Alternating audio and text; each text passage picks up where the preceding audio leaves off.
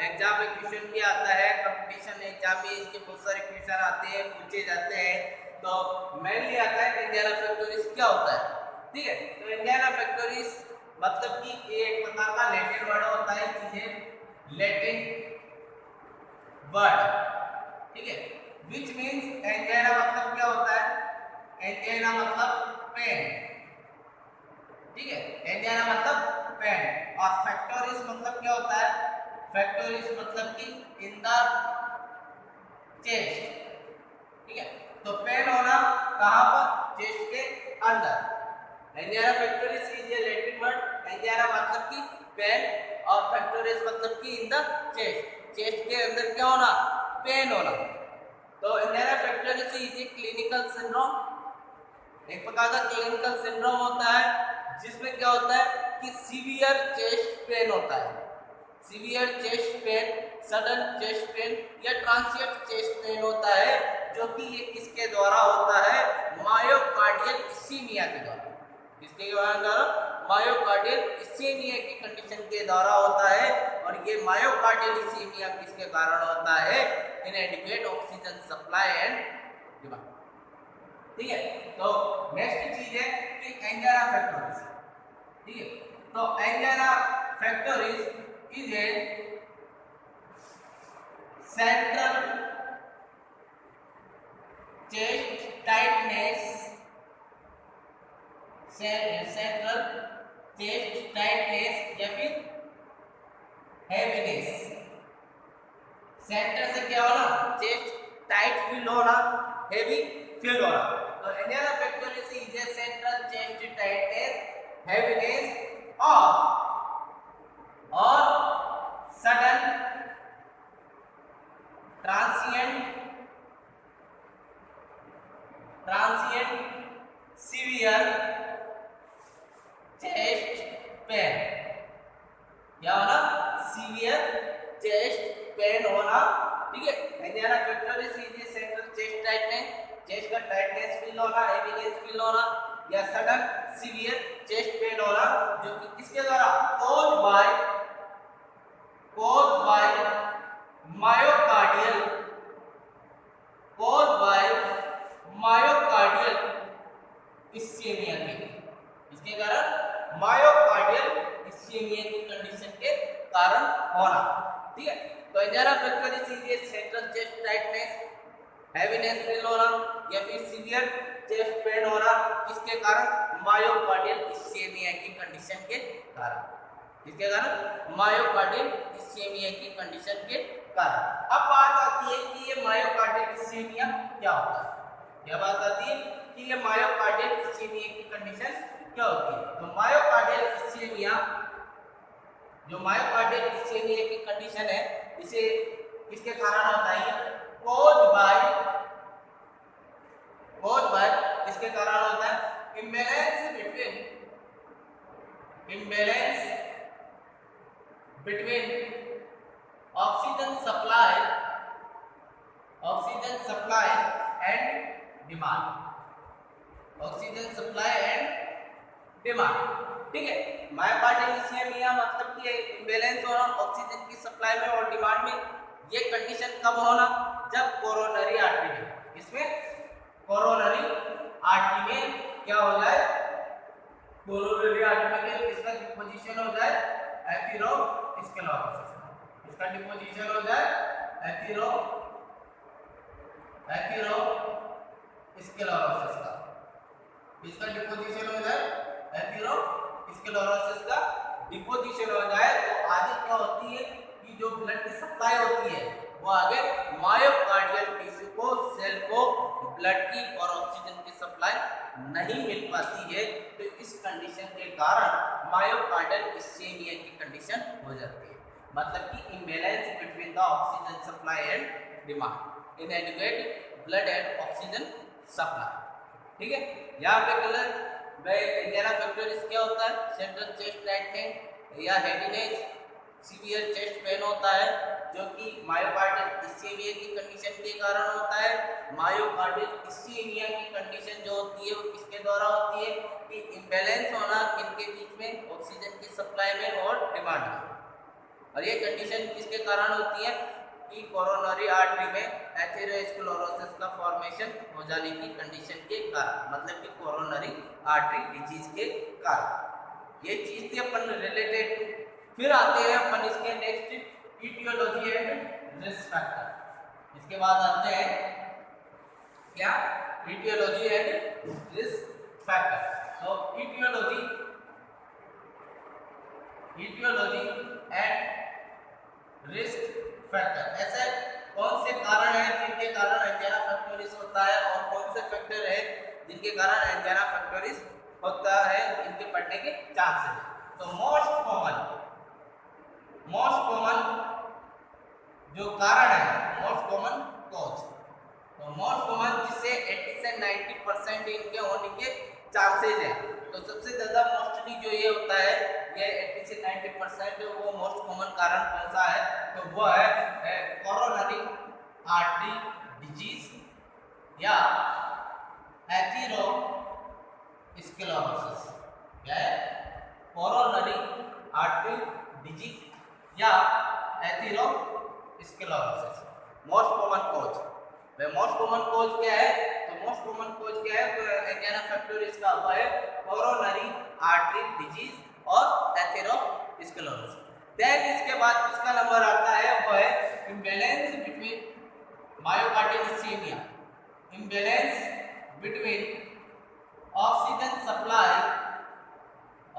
Supply and demand, oxygen supply and demand, मतलब कि myocardial ischaemia की कंडीशन के कारण। फिर नेक्स्ट और इसके blockage and obstruction of the artery, blockage किसी भी कारण ब्लॉकेज आ जाए, blockage and obstruction with in the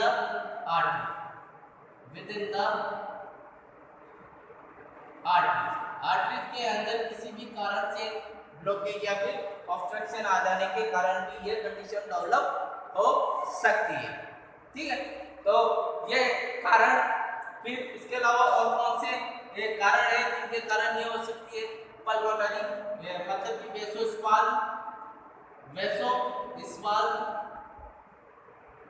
वेसोस्पाज्म की कंडीशन, पेशेंट्स में इसका कोरोनरी में वेसोस्पाज्म हो जाने, ब्लड वेसल्स में स्पाज्म हो जाने की कंडीशन के कारण पल्मोनरी स्टेनोसिस की कंडीशन के कारण भी हो सकता है, एब्रोटिक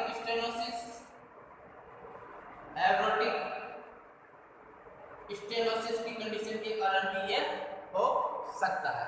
तो मोस्ट इंपोर्टेंट जो कारण है वो क्या है, मोस्ट कॉमन कॉज वो है कोरोनरी आर्टरी डिजीज एथेरोस्क्लेरोसिस। क्या है, एथेरोस्क्लेरोसिस या कोरोनरी आर्टरी डिजीज इसका मोस्ट कॉमन कॉज है।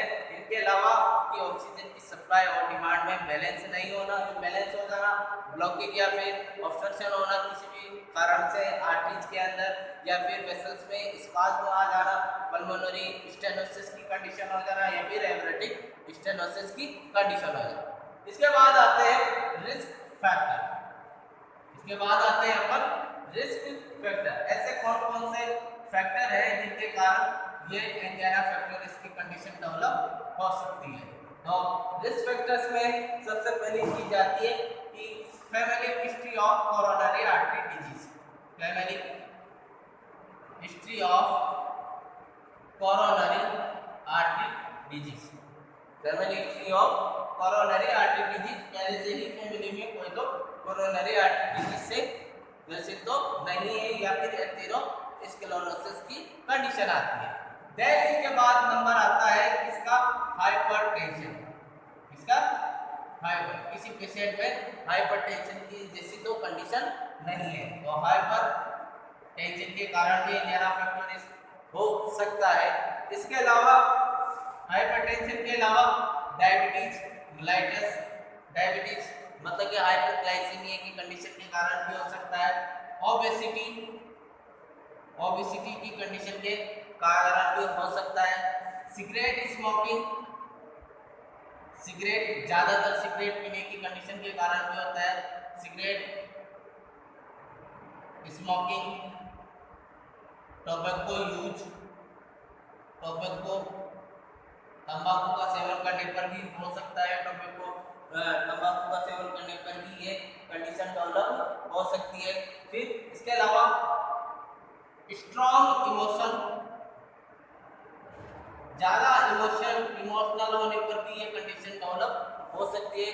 स्ट्रॉन्ग इमोशनल या फिर ज्यादा टेंशन लेने पर, ज्यादा स्ट्रेस लेने पर, स्ट्रॉन्ग इमोशन एंड स्ट्रेस की कंडीशन के कारण भी हो सकता है, ज्यादा इमोशनल होने पर या फिर स्ट्रेस तनाव ज्यादा की कंडीशन होने पर भी हो सकता है। इसके अलावा हैवी मील्स, भारी भोजन करने की कंडीशन के कारण भी हो सकता है। हैवी मील्स जिसे एथेरोस्क्लेरोसिस या कोलेस्ट्रॉल का डिपोजिशन हो जाए, वो भी हो सकता है। Excessive drinking of alcohol, excessive drinking of alcohol, ठीक है। तो excessive drinking of alcohol, alcohol का सेवन करने की कंडीशन के कारण भी ये डेवलप हो सकता है। तो मेन चीज थी कि जो एंजाइना पेक्टोरिस है मेनली जो किसके कारण होता है, कोरोनरी आर्टरी डिजीज या फिर एथेरोस्क्लेरोसिस की कंडीशन के कारण।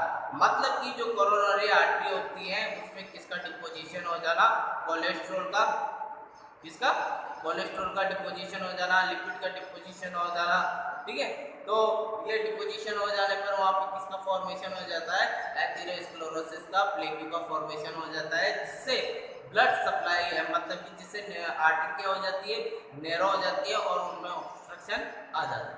ऑब्स्ट्रक्शन आ जाने की कंडीशन के कारण जो ब्लड की सप्लाई है, ऑक्सीजन की सप्लाई है, वो मायोकार्डियल टिश्यू को नहीं मिल पाती है और जिससे मायोकार्डियल इस्केमिया की कंडीशन डेवलप हो जाती है। क्या हो जाती है, मायोकार्डियल इस्केमिया की कंडीशन डेवलप हो जाती है, ठीक है। फिर मायोकार्डियल इस्केमिया की कंडीशन डेवलप होना मतलब कि ऑक्सीजन की डिमांड इंक्रीज होना और क्या होना कि ऑक्सीजन की सप्लाई कम, ठीक है।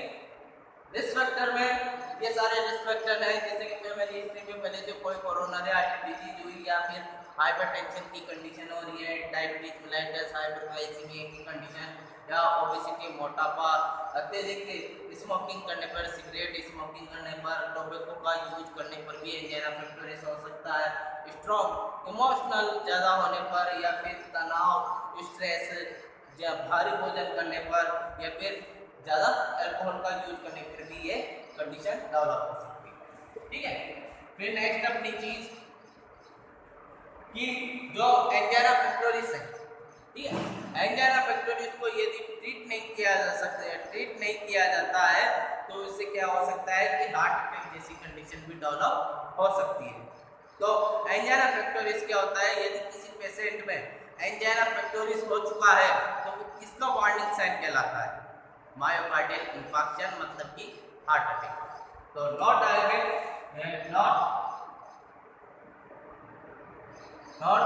ये angina pectoris is a warning sign, खतरे की घंटी। यदि किसी पेशेंट में एंजाइना पेक्टोरिस हो गया मतलब कि वो खतरे की घंटी है किस चीज के लिए, हार्ट अटैक आने के लिए। तो angina pectoris is a warning sign of impending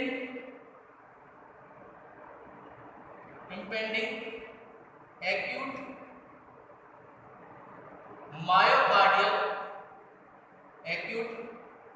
myocardial infarction, मतलब कि हार्ट अटैक या हार्ट अटैक, ठीक है। तो angina pectoris is a warning sign, खतरे की घंटी हो गई, किसके, एक्यूट एमाइन होने की चांसेस हो सकते हैं इसे एंजाइना पेक्टोरिस की कंडीशन के कारण। फिर इसके बाद अपन आते हैं इसके टाइप के बारे में, क्या आते हैं इसके बारे में, टाइप के बारे में, एंजाइना पेक्टोरिस के टाइप। एंजाइना पेक्टोरिस अलग अलग टाइप का होता है, जैसे कि स्टेबल एंजाइना पेक्टोरिस होता है, अनस्टेबल एंजाइना पेक्टोरिस होता है, वेरिएंट एंजाइना पेक्टोरिस होता है और इनके अलावा क्या होता है, वेरिएंट एंजाइना पेक्टोरिस उसके अलावा होता है इंट्रैक्टेबल एंजाइना फैक्टोरिस। अब बात करते हैं टाइप पे। तो टाइप में पहला टाइप है अपना, टाइप में पहला टाइप स्टेबल एंजाइना फैक्टोरिस। ठीक है, तो टाइप में पहला टाइप है अपना stable angina pectoris. Stable angina pectoris मतलब कि क्या होता है ये? स्टेबल एंजाइना फैक्टोरिस को क्या कहा जाता है? इसे इमोशनल एंजाइना फैक्टोरिस भी कहा जाता है, इसे स्ट्रेस एंजाइना फैक्टोरिस भी कहा जाता है, या फिर एक्सेप्शनल एंजाइना फैक्टोरिस भी कहा जाता है। तो stable angina pectoris also known as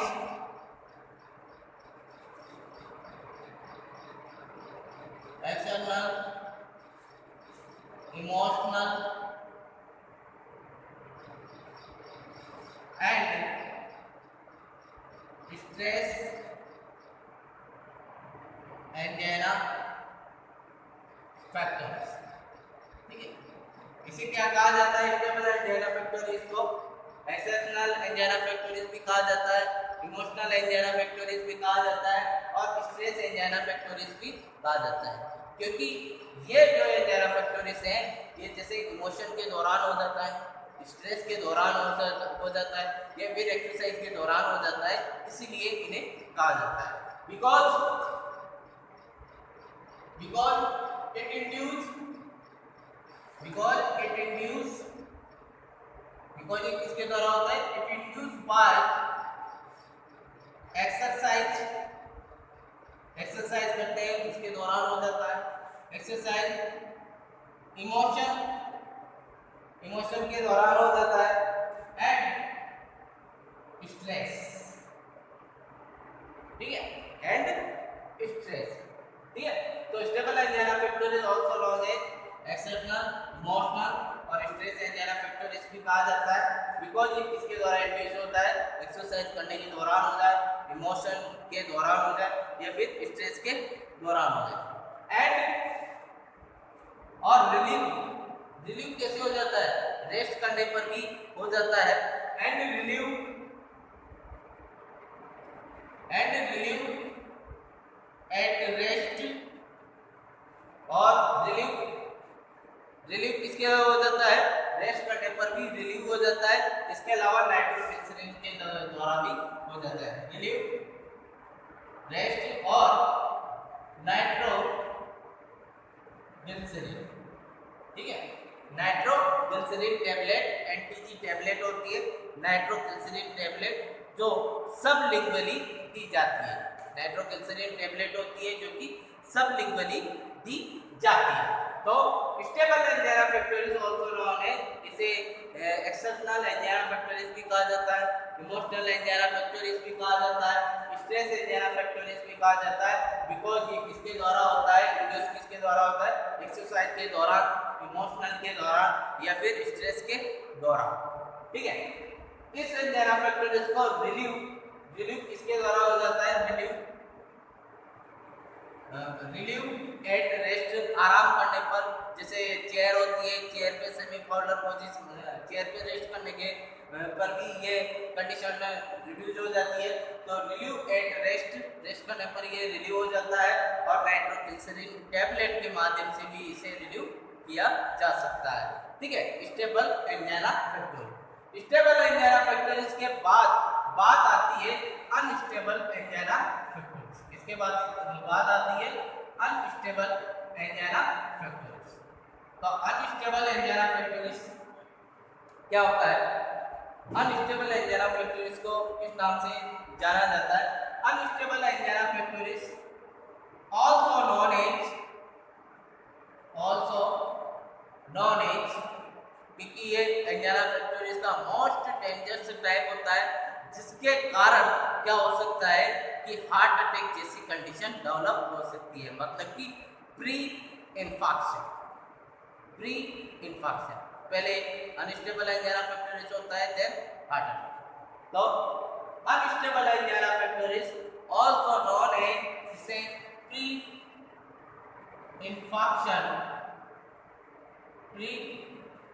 infarction, इसे क्या कहा जाता है?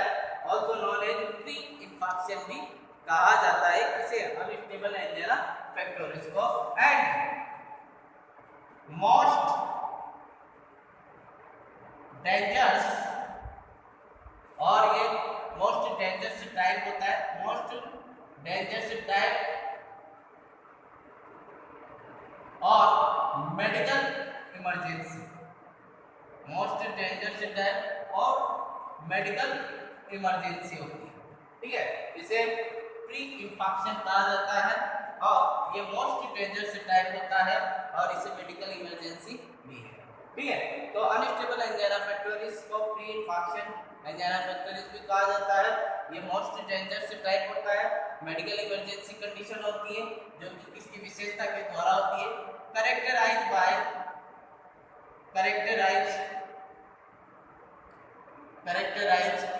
Bye lower level of activity. इसकी विशेषता के द्वारा होता है ये unstable angina pectoris, lower level activity, जो एक्टिविटी होती है लोअर लेवल की होती है और लेस मतलब कि अनप्रिडिक्टेबल, इसे आइडेंटिफाई करने में भी बहुत ही प्रॉब्लम आती है, प्रिडिक्टेबल नहीं किया जाता। Characterised by lower level of activity and lower level of activity and less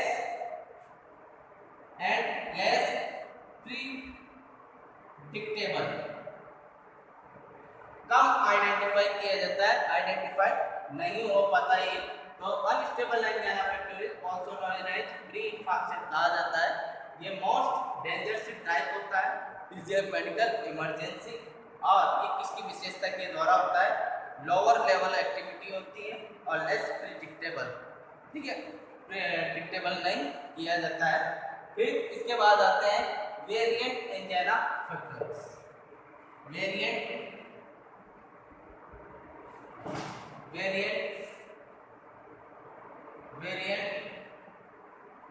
angina pectoris आती है। अब वेरिएंट एंजाइना पेक्टोरिस की इसके बाद आती है तीसरा जो था वो कौन था, वेरिएंट एंजाइना पेक्टोरिस, ठीक है। वेरिएंट एंजाइना पेक्टोरिस को किस नाम से जाना जाता है, इसे वेरिएंट एंजाइना पेक्टोरिस को फ्रिंज मेटल एंजाइना पेक्टोरिस के नाम से भी जाना जाता है। तो variant angina pectoris also called Prinzmetal angina pectoris के नाम से भी जाना जाता है। इसके अलावा also known as Prinzmetal angina pectoris, इसके अलावा और किस नाम से, वेसोस्पास्टिक एंजाइना पेक्टोरिस, ठीक है, वेसोस्पास्टिक एंजाइना पेक्टोरिस एंड एंजाइना इनवर्सा के नाम से भी जाना जाता है। एंजाइना इनवर्सा के नाम से भी इसे जाना जाता है। फिर बात आती है वेरिएंट एंजाइना पेक्टोरिस, इसके परिणाम में होता है तो रीजन फ्रॉम कोरोनरी आर्टरी में क्या हो जाना, कोरोनरी आर्टरी में स्पार्क हो जाना, क्या होता है, कोरोनरी आर्टरी में स्पार्क हो जाने पर, तो रीजन फ्रॉम स्पार्क ऑफ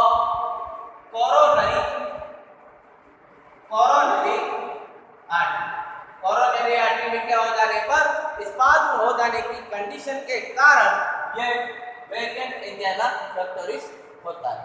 क्या होता है, वेरिएंट एंजाइना पेक्टोरिस की कंडीशन होती है। फिर नेक्स्ट एंड में अगर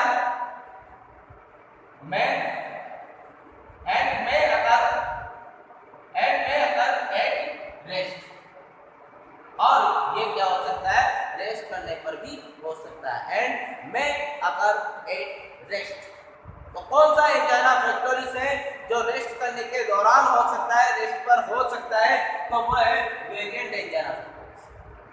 और वो कौन सा एंजाइना पेक्टोरिस है जो रेस्ट करने पर ठीक हो सकता है, रिलीव हो सकता है, तो वह एक स्टेबल एंजाइना पेक्टोरिस। कौन सा है वो? Stable angina pectoris is relieve by the rest करने पर हो सकता है ठीक, या फिर नाइट्रोग्लिसरीन की टेबलेट प्रोवाइड करना। और वेरिएंट एंजाइना पेक्टोरिस जो होता है में अगर एक रेस्ट, ये रेस्ट करने पर हो सकता है, मतलब कि इसके परिणाम पर इस बात में कोरोनरी आर्टरी में इस बात हो जाने पर या फिर रेस्ट करने के दौरान भी ये हो सकता है। ठीक है, नेक्स्ट पॉइंट की बात आती है कि वेरिएंट एंजाइना पेक्टोरिस एसोसिएटेड होता है, इसका कॉम्प्लिकेशन क्या होता है कि एसटी सेगमेंट एलिवेशन होना। ठीक है, तो variant angina pectoris is associated with ST segment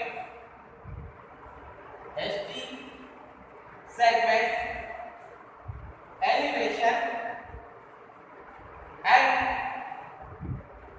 is a classical angina factor. Is a classical angina factor.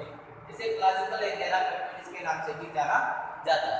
तो variant angina pectoris also known as Prinzmetal angina pectoris के नाम से भी जाना जाता है। इसे वेसोस्पास्टिक एंजाइना पेक्टोरिस के नाम से भी जाना जाता है। इसे एंजाइना इनवर्सा के नाम से भी जाना जाता है। फिर वेरिएंट एंजाइना पेक्टोरिस इसके परिणाम में होता है result from spasm of coronary artery में क्या हो जाने पर, स्पाज्म हो जाने पर एंड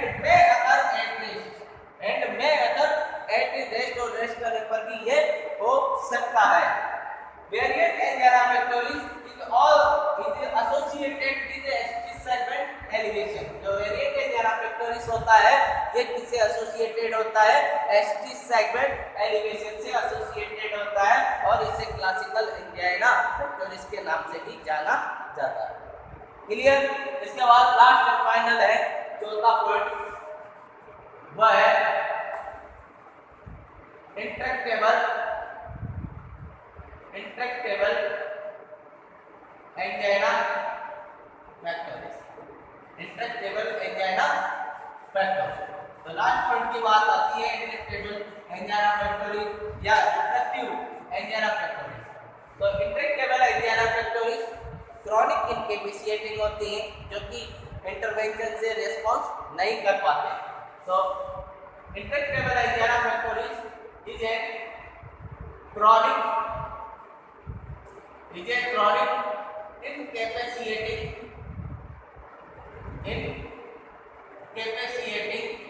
क्या होती है? ये क्रॉनिक इनकैपेसिटेटिंग होती है जो कि अनरेस्पॉन्सिव, मतलब कि इंटरवेंशन से क्या नहीं कर पाते हैं, रेस्पॉन्स नहीं कर पाते हैं। इनकैपेसिटेटिंग एंजाइना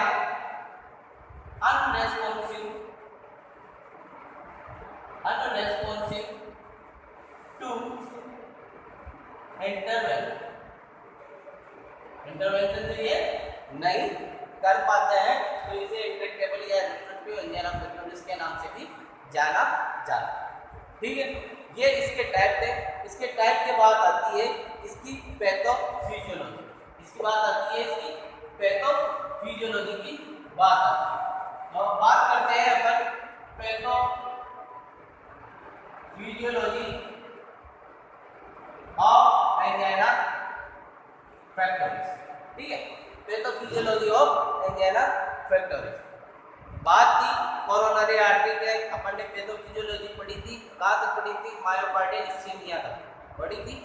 ठीक है, मायोकार्डियल इस्चेमिया की कंडीशन आई थी। मायोकार्डियल इस्चेमिया की कंडीशन के बाद एक एरो क्या लगता है? हाइपोक्सिया। ऑक्सीजन में क्या हो रहा है? ऑक्सीजन की कमी हो रही है ना, तो हाइपोक्सिया का और जो जितने भी फंक्शन है, चाहे मैकेनिकल, इलेक्ट्रिकल, जो कार्डियक के फंक्शन है वो सब क्या हो जाते हैं? डिस्टर्बेंस हो जाते हैं। और जो केमिकल मीडिएटर है एटीपी रिगार्डेड टू एडिनोसाइन से रिगार्ड हो जाता है, जिससे क्या होता है कि which after diffuse to extracellular space and cause the anginal pain, जिसे एंजाइनल पेन की कंडीशन हो जाती है और अक्यूमुलेशन ऑफ लैक्टिक एसिड का फॉर्मेशन होने पर। ठीक है, अक्यूमुलेशन ऑफ लैक्टिक एसिड, जिससे चेस्ट पेन की कंडीशन डेवलप होती है। तो वही चीज है यहाँ पर due to etiological factor, due to etiological factor, ठीक है। ड्यू टू इटियोलॉजिकल फैक्टर को कौन से इटियोलॉजिकल फैक्टर लाइक जैसे कि atherosclerosis, hypertension, diabetes mellitus, obesity वगैरह, it coronary artery disease mainly जो है वो क्या है, कोरोनरी आर्टरी डिजीज। तो ड्यू टू इटियोलॉजिकल फैक्टर, उन इटियोलॉजिकल फैक्टर्स से क्या होता है कि injury to the endothelial cell में क्या होना, इंजरी होना endothelial cell of the coronary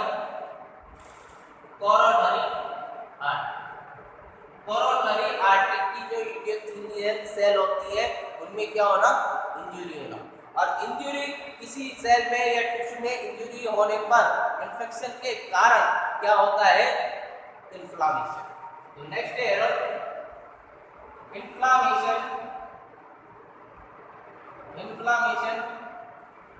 produce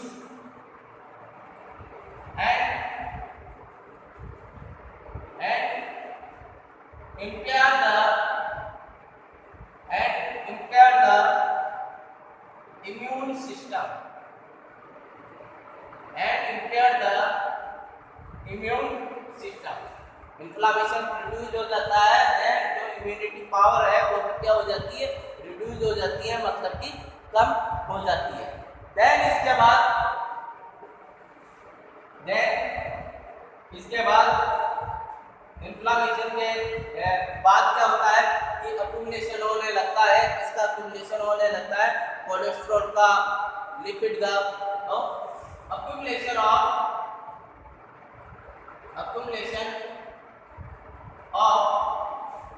cholesterol या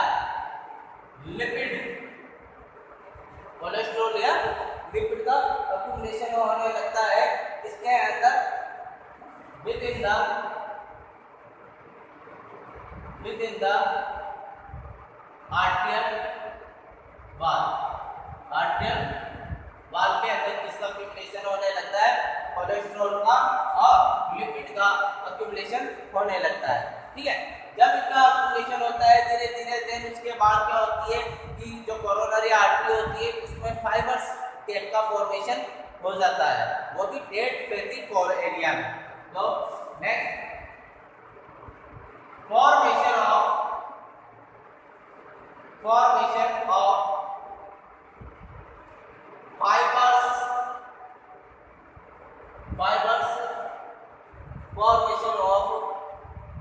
किसका फॉर्मेशन होने लगता है, फाइबर्स का फॉर्मेशन होने लगता है कौन से एरिया में, डेड फैटी कोर एरिया में। तो फिर देन इसके बाद है fibres tape over the dead fatty core means atheroma, इसे क्या बोलते हैं, एथीरोमा के नाम से भी जाना जाता है। Formation of fibres tape over the dead fatty core area में, तो इसे किस नाम से जाना जाता है, एथीरोमा के नाम से भी जाना जाता है। जिससे क्या होता है, जो कोरोनरी आर्टरी होती है उनमें क्या हो जाता है कि नैरो और ऑब्स्ट्रक्शन हो जाता है। तो next narrow and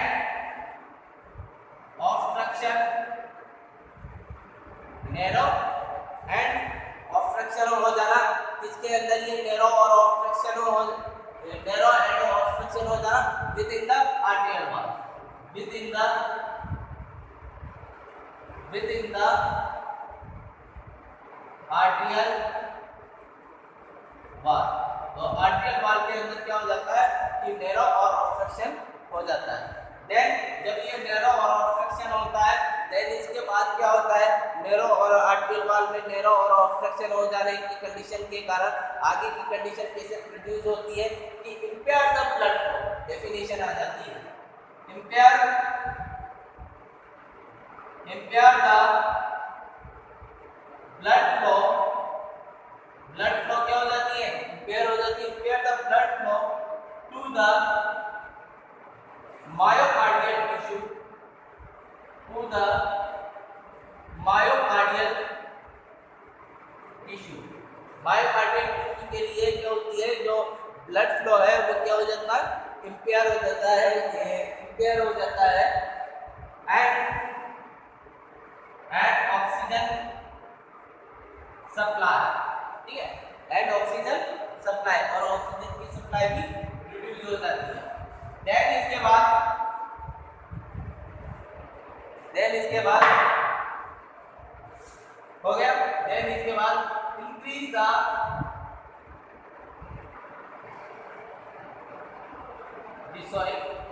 decrease the oxygen supply to the myocardial tissue and increase the oxygen demand, और ऑक्सीजन की डिमांड क्या हो जाती है, बढ़ जाती है। इस कंडीशन को ही क्या बोला जाता है, मायोकार्डियल इस्कीमिया की कंडीशन बोला जाता है। मायोकार्डियल इस्कीमिया की कंडीशन इसे कहा जाता है। फिर देन इसके बाद क्या होता है, मायोकार्डियल इस्कीमिया की कंडीशन के बाद मायोकार्डियल इस्कीमिया की कंडीशन डेवलप हो जाए। फिर देन मायोकार्डियल इस्कीमिया की कंडीशन के बाद क्या होना कि हाइपोक्सिया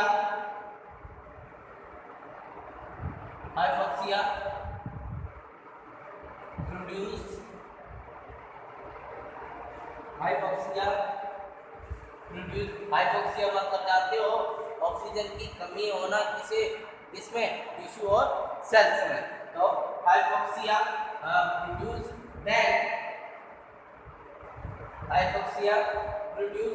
देन द मायोकार्डियल मतलब कि हार्ट मसल्स, मायोकार्डियल मतलब कि क्या हो गया, heart muscle. Then the myocardial function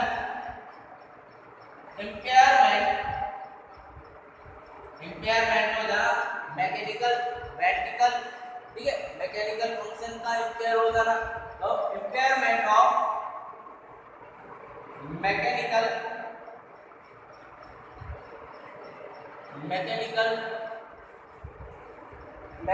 functions का इम्पेयर हो जाना, मैकेनिकल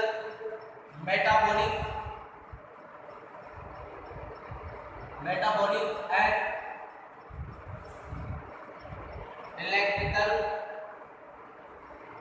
इलेक्ट्रिकल फंक्शन, ठीक है। तो हाइपोक्सिया प्रोड्यूस हो जाता है मायोकार्डियल इस्कीमिया की कंडीशन के बाद से हाइपोक्सिया की कंडीशन डेवलप हो जाती है। देन फिर क्या होता है, then the myocardial function impair हो जाता है, impairment of mechanical function, metabolic function और इलेक्ट्रिकल फंक्शन, ये सारे फंक्शन क्या हो जाती है, इम्पेयर हो जाते हैं, ठीक है, प्रॉपर रूप से वो काम नहीं कर पाते हैं। देन इसके बाद क्या होता है, इसके बाद जो केमिकल मीडिएटर है वो एडिनोसाइन, तो जैसे केमिकल मीडिएटर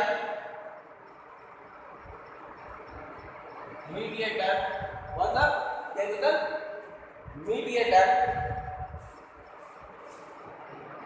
मीडिएटर लाइक जैसे कि ATP is regarded to the, इसे डिगार्डेड हो जाता है एडिनोसाइन में, डिगार्डेड टू द एडिनोसाइन ड्यूरिंग किसके दौरान ये रिगार्डेड होता है? एटीपी एडेनोसाइन से ड्यूरिंग इस्चेमिया की कंडीशन के दौरान। किस कंडीशन के दौरान? इस्चेमिया की कंडीशन के दौरान ये रिगार्डेड हो जाता है adenosine during ischaemia. During ischaemia की कंडीशन के दौरान ये इससे एडेनोसाइन से क्या हो जाता है? रिगार्डेड हो जाता है। जिसके बाद which after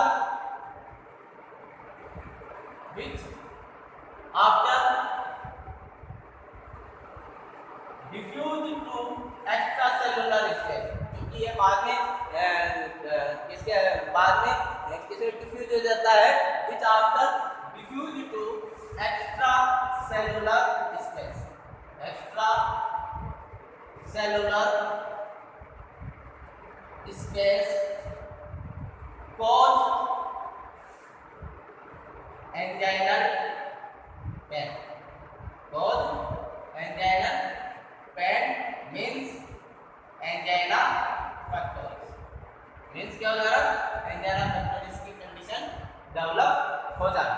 तो मायोकार्डियल इस्चेमिया देन हाइपोक्सिया की कंडीशन डेवलप हो जाती है, जिससे क्या होता है? जो हार्ट का फंक्शन है, मैकेनिकल, मेटाबॉलिक और इलेक्ट्रिकल फंक्शन, ये क्या हो जाता है? इम्पेयरमेंट हो जाता है। और फिर जो केमिकल मीडिएटर है लाइक जैसे कि एटीपी, ये रिगार्डेड हो जाता है किसमें? एडेनोसाइन। ड्यूरिंग द किस कंडीशन के दौरान? मायोकार्डियल इस्चेमिया की कंडीशन के साइन एंड सिम्पटम्स की। जब बात करते हैं sign and symptoms, angina pectoris के साइन और सिम्पटम्स की, तो पहली चीज आती है इसके अर्ली एंड इनिशियल साइन की बात आती है। इसका अर्ली साइन कौन सा है? इसका इनिशियल साइन कौन सा है? तो एंजाइना पेक्टोरिस का अर्ली या इनिशियल साइन होता है सीवियर चेस्ट पेन। क्या होना? Severe chest pain. क्या होना? सीवियर चेस्ट पेन इसका अर्ली या फिर इनिशियल साइन माना जाता है। देन इसके बाद आती है क्लासिकल साइन की या फिर कन्फर्मिटी साइन, वो साइन जिससे डिजीज कंडीशन को क्या किया जाए? आइडेंटिफाई किया जाए, उसे कन्फर्मिटी या क्लासिकल साइन के नाम से जाना जाता है। तो क्लासिकल साइन एंजाइना पेक्टोरिस का क्या होता है? क्लासिकल साइन एंजाइना पेक्टोरिस का होता है कि रशिंग, मतलब कि तेजी से रशिंग, और स्टबिंग मतलब कि चोट पहुंचाने वाला, रशिंग और स्टबिंग चेस्ट पेन होना। क्या होना? रशिंग और स्टबिंग मतलब तेज से धक्का देने वाला क्या होना? चेस्ट पेन होना, जो कि रेडिएट करेगा लेफ्ट शोल्डर, आर्म और नेक को। तो रेडिएट टू लेफ्ट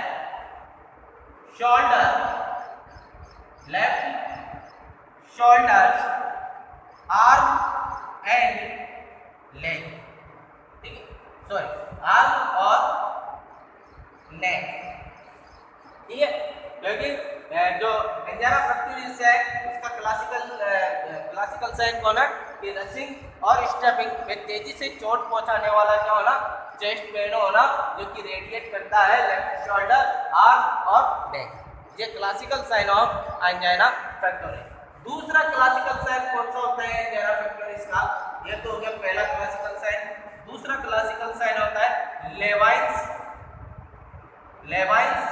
साइन। ये कि लेवाइन्स साइन पूछा जाता है कई बार एग्जाम में कि लेवाइन्स साइन किसका साइन होता है? तो ये होता है एंजाइना पेक्टोरिस का क्लासिकल एंड कन्फर्मेटिव साइन होता है। इसमें क्या होना कि चेस्ट पेन होना, hand clutching in the chest, मतलब कि हाथ को पकड़ कर ही क्या बैठ जाना, हाथ को पकड़ के ही चेस्ट को लेकर बैठ जाना। तो हैंड क्लचिंग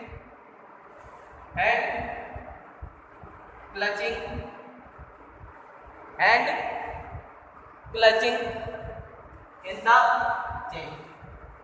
the chest, ठीक है, hand clutching in the chest, ये Levine sign, hand clutching in the chest, ये हाथ मतलब कि हाथ पकड़ के ही चेस्ट को लेकर बैठ जाना। ठीक है, इनमें तेजी से क्या होना कि चेस्ट पेन की कंडीशन डेवलप होना। अब बात करते हैं चेस्ट पेन के 12। ठीक है, ये हो गया classical sign, early sign, initial sign.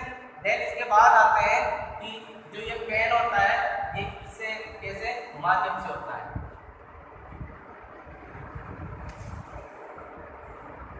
Chest pain, ठीक है, ये मोस्ट कॉमन साइन होता है एंजाइना पेक्टोरिस का। तो चेस्ट पेन जो होता है अकर्स अक्यूमुलेशन ऑफ, किसका अक्यूमुलेशन होने पर, अक्यूमुलेशन ऑफ लैक्टिक एसिड, इसका लैक्टिक एसिड का अक्यूमुलेशन होने की कंडीशन में यह पेन होता है। तो अकर्स ड्यू टू किसके कारण, occurs accumulation of lactic acid. ठीक है, फिर chest pain occurs less than कम से कम कितने समय के लिए हो सकता है, लेस देन 5 मिनट एंड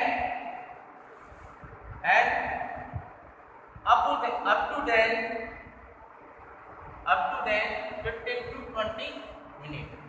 कितना हो सकता है, 15 से 20। भाई कम से कम कितना हो सकता है, 5 मिनट का एंजाइना पेक्टोरिस हो सकता है जिसमें एंजाइना पेन होता है।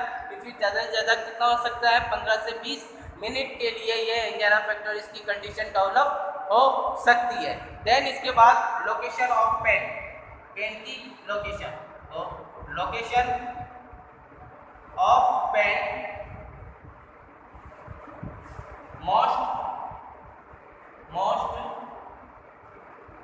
मोस्टली रेट्रो एक्सटर्नल एरिया, कहाँ पर होता है ये, रेट्रो एक्सटर्नल एरिया में मोस्टली ये होता है, मतलब कि behind the breast bone, behind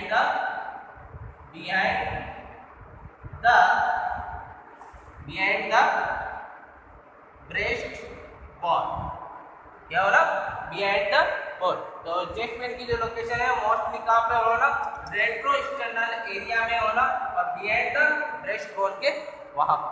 ठीक है, फिर next lack of oxygen supply, lack of oxygen supply, oxygen की सप्लाई क्या होना, कम होना, किसमें, मायोकार्डियल टिश्यू को, जिसके कारण एंजाइना पेन होना। Lack of oxygen supply to myocardial tissue lead to anginal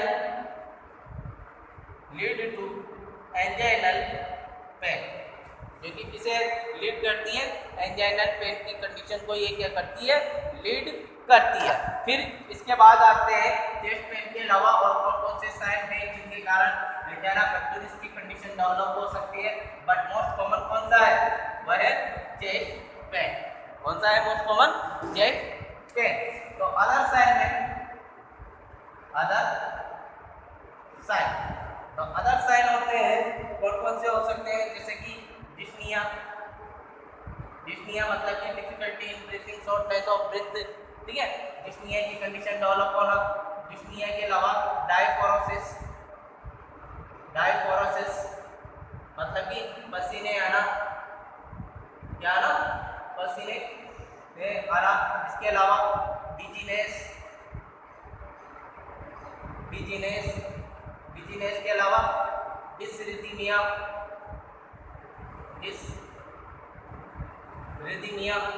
डिसरिथमिया के अलावा पाल्पिटेशन के अलावा बेहोश हो जाना, पेंटेनेंस मतलब कि बेहोशी आ जाना। ठीक है, पेंटेनेंस बेहोशी, पैर पीला पड़ जाना और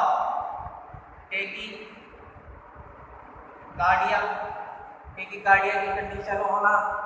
ठीक है, टेकीकार्डिया ETC इसके क्लासिकल साइन होते हैं जिनसे इनको आइडेंटिफाई किया जाता है।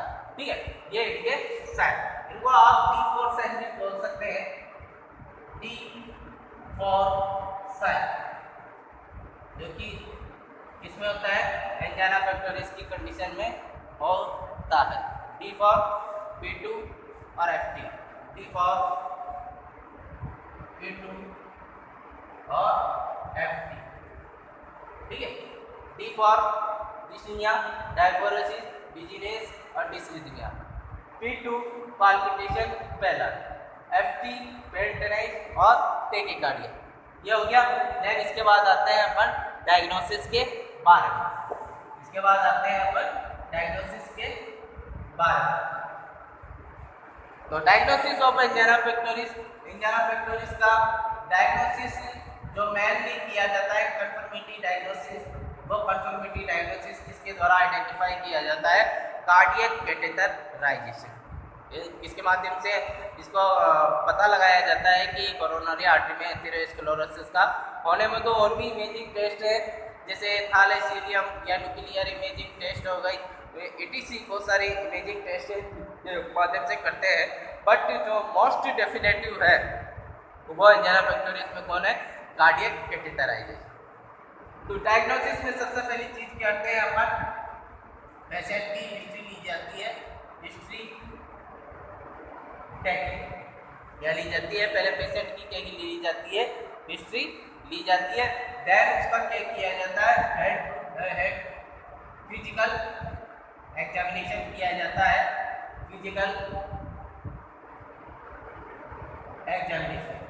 देन उसका क्या किया जाता है, फिजिकल एग्जामिनेशन किया जाता है। अब बात आते हैं मोस्ट डेफिनेटिव और मोस्ट कॉमन या डेफिनेटिव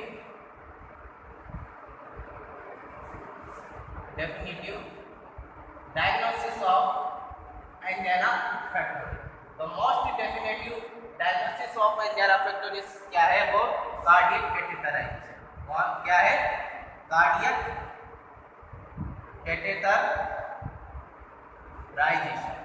क्या है वो, cardiac catheterization is the most common and definitive diagnosis of angina pectoris। ये एंजाइना पेक्टोरिस का मोस्ट कॉमन और डेफिनेटिव डायग्नोसिस होता है जो कि आर्टेरियल ब्लॉकेज को असेस करता है, ठीक है। तो कार्डियक कैथेटराइजेशन होता है टू असेस द, जो कि क्या असेस करता है, to assess the extent blockage of, जो कि इसके माध्यम से क्या असेस किया जाता है या क्या देखा जाता है, तो एक्सटेंट ब्लॉकेज ऑफ आर्टेरियल, क्या देखा जाता है, आर्टेरियल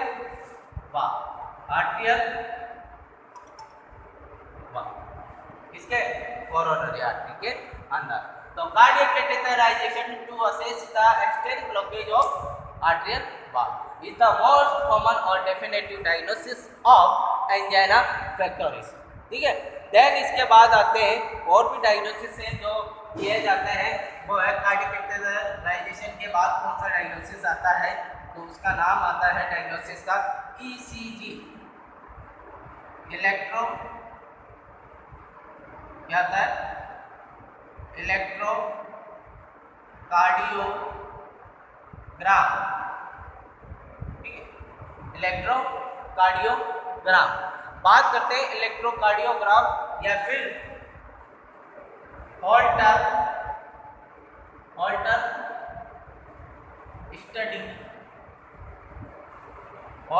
स्टडी या इलेक्ट्रोकार्डियोग्राम, ये क्या करते हैं, हार्ट की एग्जामिनेशन के लिए काम में लिए जाते हैं।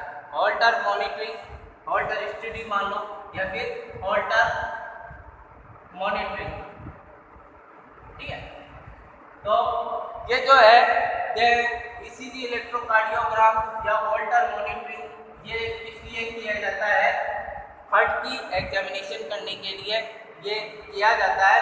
जिस कंडीशन में क्या होता है, इनमें क्या होता है, हॉल्टर और इसमें ECG में क्या चेंजेज आते हैं, ST segment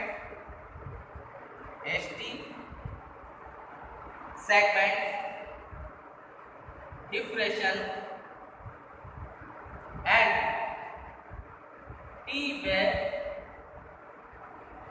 T-wave inversion, ST segment angina pectoris में जो ईसीजी चेंजेज आते हैं या हॉल्टर मॉनिटरिंग जो करते हैं, हार्ट के एग्जामिनेशन करते हैं, तो उनमें क्या दिखाई देता है कि एसटी सेगमेंट की डिप्रेशन और T wave inversion during anginal pain, during इसके दौरान एंजाइनल पेन के दौरान, ड्यूरिंग एंजाइनल पेन। ठीक है, तो इलेक्ट्रोकार्डियोग्राम ईसीजी या हॉल्टर मॉनिटरिंग करने पर क्या दिखाई देता है कि एसटी सेगमेंट की डिप्रेशन और T way invasion during the anginal pen. इस कंडीशन को समझने के लिए क्या होता है, नॉर्मल ईसीजी की बात करते हैं। नॉर्मल ईसीजी क्या होती है?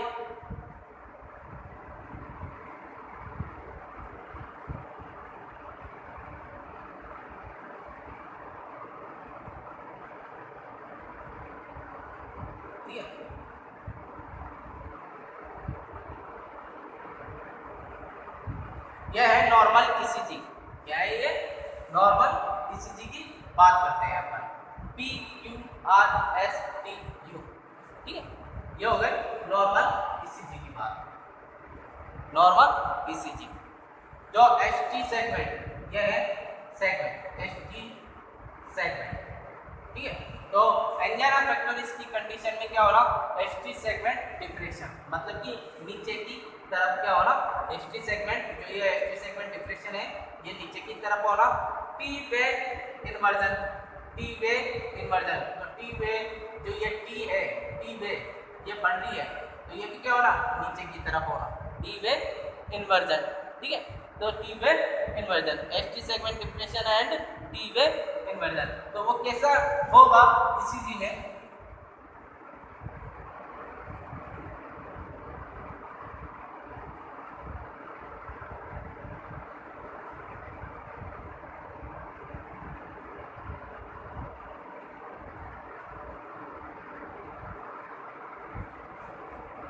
क्या हुआ, PQRST,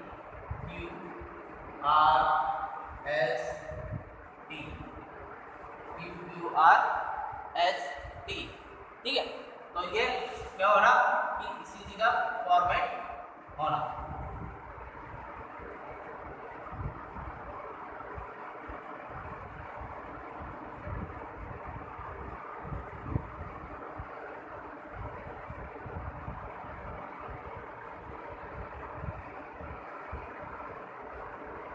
ये हो गया।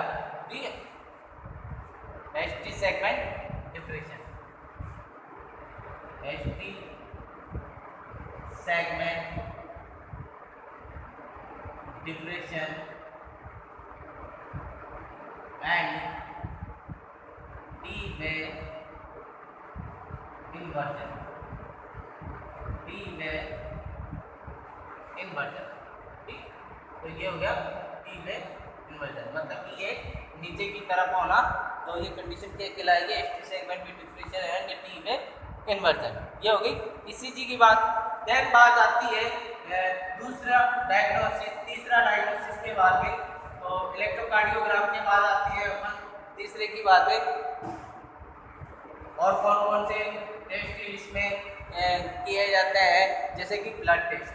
कौन सा? Blood test. ब्लड टेस्ट के द्वारा क्या आइडेंटिफाई होता है, कोलेस्ट्रॉल का लेवल का, लिपिड का लेवल का। तो in which so increase cholesterol, cholesterol, lipid, lactic acid level. ठीक है, तो ब्लड टेस्ट जो करते हैं उसमें क्या दिखाई देता है, कोलेस्ट्रॉल का, लिपिड या लैक्टिक एसिड का फॉर्मेशन वहाँ पे होना या फिर उनका दिखाई देना। देन बात करते हैं अपन ब्लड टेस्ट के बाद आती है स्ट्रेस टेस्ट की। इसके बाद आती है, क्योंकि तनाव भी ज़्यादा दिया जाता है तो स्ट्रेस टेस्ट किया जाता है, और ये टेस्ट जो इंडिकेट किया है CTA की कंडीशन के दौरान। तो जैसे कि टेस्ट के दौरान क्या क्या चेंजेज आना, stress test changes in ECG electrocardiogram. ठीक है, changes in the ECG, chest pain, chest pain or vital signs during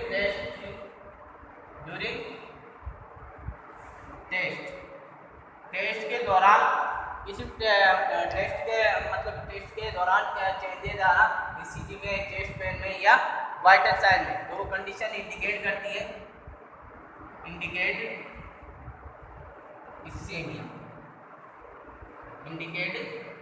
ischaemia की कंडीशन को क्या करती है, वो इंडिकेट करती है, इंडिकेट इस्केमिया। ठीक है, इसके अलावा और कौन से टेस्ट किए जाते हैं, जैसे thallium scan and nuclear imaging test, इनके द्वारा भी आर्टियल जो ऑब्स्ट्रक्शन हो रहा है कोरोनरी आर्टरी में या ब्लॉकेज जो हो रहे हैं वो भी इनके माध्यम से देखे जाते हैं। थालियम स्कैन या फिर न्यूक्लियर इमेजिंग टेस्ट के माध्यम से भी उनको आइडेंटिफाई किया जाता है। ठीक है, फिर इसके बाद आते हैं अपन कार्डियक एंजाइम। कौन सा? Cardiac enzyme. कार्डियक एंजाइम में जो है वो troponin, cardiac enzyme and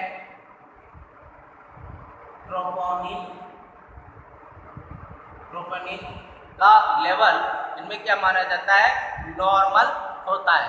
normal मतलब cardiac enzyme and troponin finding normal in angina pectoris में जब इसकी डायग्नोसिस करते हैं तो जो कार्डियक एंजाइम है जैसे को एंजाइम्स, आइसो एंजाइम्स है, तो वो वगैरह क्या होती है, नॉर्मल फाइंडिंग होती है। जबकि हार्ट अटैक की कंडीशन में क्या होते हैं, वो इंक्रीज होते हैं, ट्रिपोनिन का लेवल भी हो जाता है और कार्डियक का एंजाइम भी लेवल, आइसो एंजाइम का लेवल भी बढ़ जाता है। वो हार्ट अटैक की कंडीशन में उनका लेवल बढ़ने पर ही फाइंडिंग की जाती है। तो जो एंजाइना फैक्टोरिस है, एंजाइना फैक्टोरिस की कंडीशन में इनकी फाइंडिंग क्या होती है, नॉर्मल होते हैं। इनका जो लेवल होता है वो क्या होता है, नॉर्मली होता है कार्डियक एंजाइम और ट्रोपोनिन का लेवल। अब बात करते हैं कॉम्प्लिकेशन की। इसके बाद करते हैं complication of angina pectoris. Complication of angina pectoris.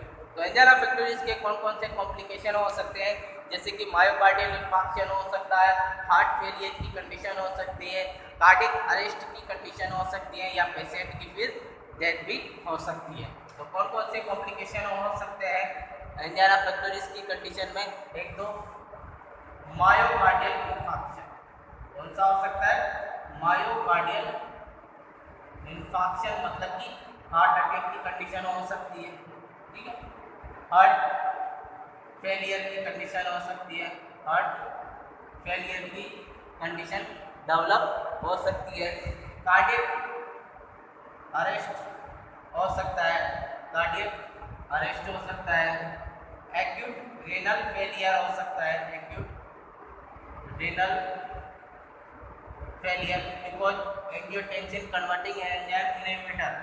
ठीक है, फिर इसके बाद पेशेंट की क्या हो सकती है, डेथ भी हो सकती है। ये एंजाइना फैक्टोरिस के कॉम्प्लिकेशन है, जबकि ये हो सकते हैं मायोकार्डियल इंफार्क्शन, हार्ट अटैक हो सकता है, हार्ट फेलियर, हार्ट का फेल हो सकता है, कार्डियक अरेस्ट जैसी कंडीशन हो सकती है, एक्यूट रीनल फेलियर हो सकता है या पेशेंट की डेथ क्या हो सकती है कि डेथ भी हो सकती है। अब इसके बाद आते हैं कॉम्प्लिकेशन के बाद आते हैं मेडिकल मैनेजमेंट।